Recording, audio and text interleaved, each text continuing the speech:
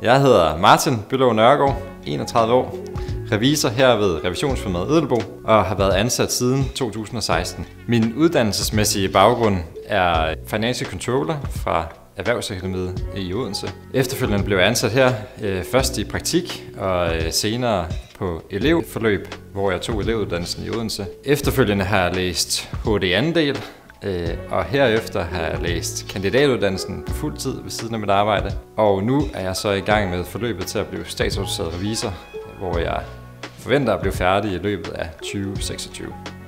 Egentlig skulle jeg aldrig have været revisor, men her hos Revisionsfirmaet Edelbo er der nogen, der har kunne se et potentiale. Jeg har fået mulighederne for at arbejde med nogle rigtig spændende opgaver, og det har også givet mig lysten til at dygtiggøre mig. En del af mit arbejde er også at deltage i diverse netværker her i det sydfynske erhvervsliv, blandt andet GOG's erhvervsnetværk og Roundtable. Det giver nogle relationer her i det sydfynske erhvervsliv, og så giver det nogle oplevelser, som jeg ellers ikke ville have fået.